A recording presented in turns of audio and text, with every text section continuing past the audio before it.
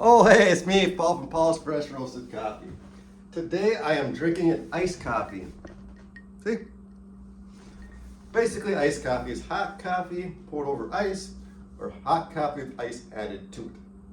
To me, it's okay, but it tastes good on a hot summer day.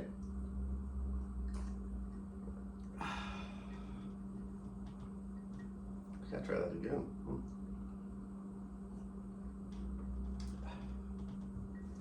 I use the Columbia coffee. The good old Columbia, you can never go wrong. It's good light, medium, or dark, usually preferably medium or dark. But it's been around for centuries. It's a delicious coffee, and it's as a roaster, it's one of the most forgiving coffee beans there is. So yeah, you can find me on these cool sites. Whoa.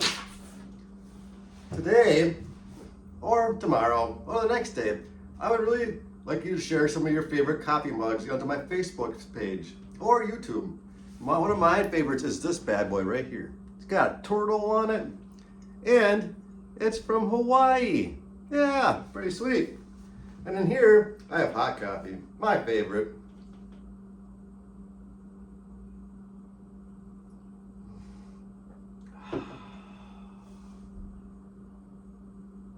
Oh, that kind of took my breath away. Sorry about that. So the difference between iced coffee and cold brew. Cold brew is actually brewed naturally between 14 to 16 hours on average. It just sits in your fridge while that coffee soaks up in all the delicious forms that it's got. And then you filter that stuff out. You pour it into a nice mason jar, I would say. And it's got all the natural flavor profiles of the coffee. Like I usually add cinnamon and sugar. And the cool thing is when you heat that sucker up, it's gonna change its flavor profile. And the nice thing about cold brew versus hot coffee is cold brew has very low acidity. So for people that have the problem with the acidity, drink cold brew. You can always heat it up, just saying. Proper measure. So you can do like a 1 to 15 or a 1 to 17. We'll reference this wonderful book that I never talk about. I even got a bookmark with one of my business cards. How cool is that? So a high brew ratio is too much coffee. It's got a thick mouthfeel, blech, and muddled flavors, very aromatic. Not good. Low brew ratio, too little coffee, thin mouthfeel, weak flavors, and faint aroma. And that's the problem. So when you buy a good bag of coffee from your local coffee roaster, make sure you do the proper measure. Otherwise, you're doing the coffee no justice at all. You might as well be drinking dirt. So, 1 to 15. That's 1 gram of coffee to 15 grams of water. Or 1 gram of coffee to 17 grams of water. That's just a good way to kind of get your, I'm looking for a word here, I just can't find it. Consistency. So, measure your coffee, please.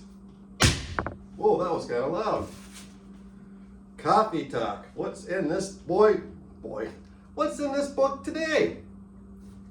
God dang it, I already read that. Here we go. Coffee connects us in so many ways to each other, to our senses. See?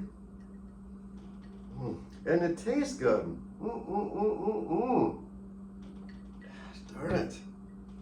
And to the earth that supports the coffee trees themselves is Rohan Marley. Yeah, Rohan.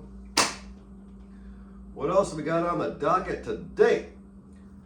So I'm working on a new blend. So I'm looking for some different names. If you have any suggestions, I've had a couple. One says, I support crack. I don't get it. One says, grow a pair. What the heck? But it's probably gonna be like a medium dark roast coffee. So I'm looking for some names. So if you wanna just drop some comments in my Facebook page or YouTube, that would be sweet. Yeah.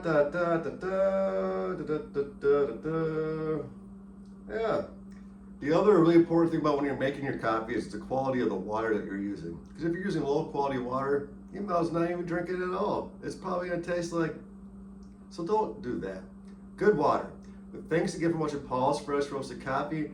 And sad to say that the Wild and the Wolves both blew it. Gosh darn it. But thanks again. Bye.